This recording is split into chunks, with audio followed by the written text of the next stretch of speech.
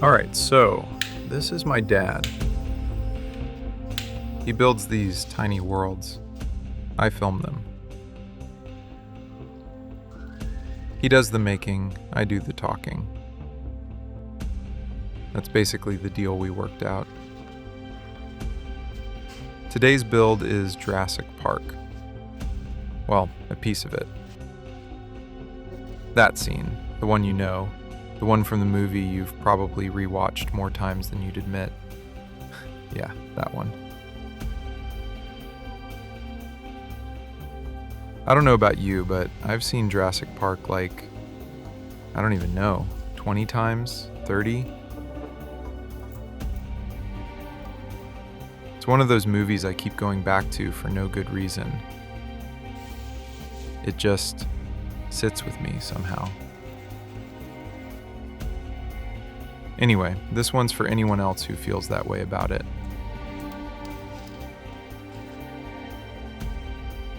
So here's something I love about Jurassic Park that I think about a lot. Spielberg didn't originally want the T-Rex to be a puppet.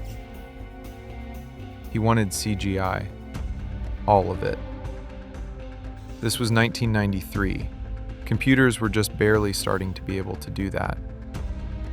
But halfway through production, Stan Winston's team built a full-scale animatronic T-Rex, 20 feet tall, 9,000 pounds. The kind of thing you can only really understand in person. And when Spielberg saw it move, he changed the whole plan.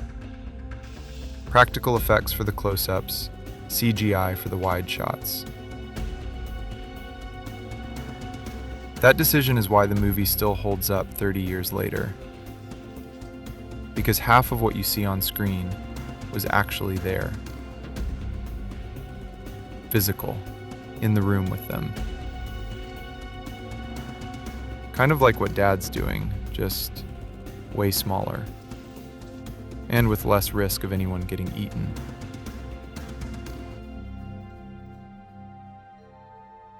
There's something about watching him do this. I don't know. He doesn't talk when he's building. Doesn't stop. Doesn't take breaks. Just sits at that table for what feels like forever. Quiet, patient, in his own head.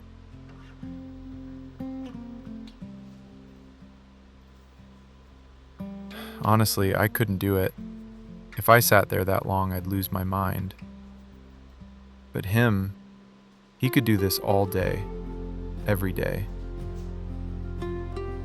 There's a kind of meditation in it, I think. People used to have this naturally, sitting with one thing for hours. No phone, no notifications, just you and the work.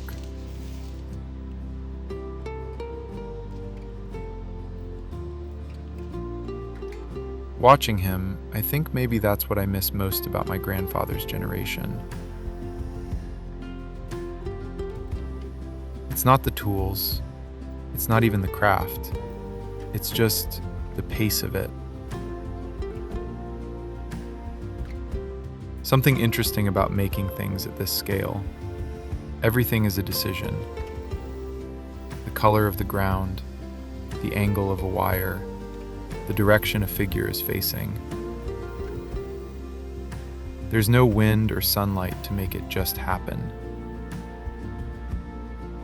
You have to choose every single detail.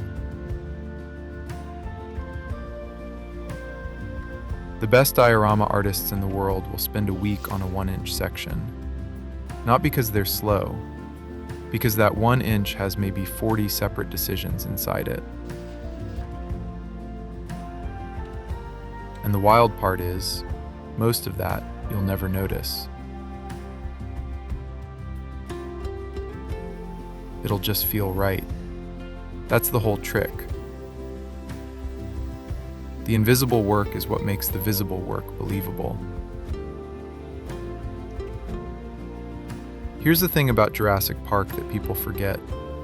The raptors in the movie weren't actually raptors. Real velociraptors were about the size of a turkey. feathered, small brains, small teeth. Nothing like the 6-foot killing machines in the film. Spielberg made them bigger and scarier because, well, turkeys aren't scary. The ones on screen are actually based on Deinonychus, which was much larger. But Deinonychus Park doesn't quite have the same ring to it, which is kind of the whole point, I think. What we remember isn't always what was real. What lives in our head is a version of things. Bigger, scarier, more beautiful, more whatever we needed. So what Dad's building here, it's not really a raptor. It's the memory of one. Something else I've been thinking about. Humans have been making tiny versions of big things forever. Like, forever.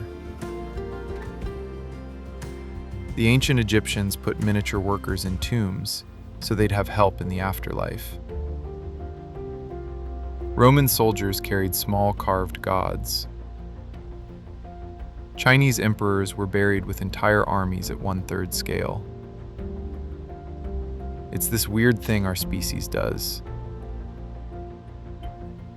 We take the world, too big to hold, too complicated to grasp, and we shrink it down. You could argue that's what movies are, in a way. What paintings are, what stories are. Just smaller versions of something we're trying to make sense of. So maybe what Dad's doing isn't so different from what the Egyptians did. Or Spielberg. Or, anyone who's ever tried to hold something in their head, just at a much smaller scale. I don't really know how to end this. Sometimes I think about how strange it is, me making a video about my dad making a tiny world. Him not saying anything. Me talking about him for 9 minutes. But that's kind of the deal. He builds, I talk. And you, whoever you are, wherever you are, you're along for the ride. He'll never say it out loud. That's not really his style. But I think he loves this. Really loves it. And honestly, I think I do too, even if I mostly just watch. Anyway, thanks for hanging out. More builds coming. Same channel, same guy, same tiny worlds.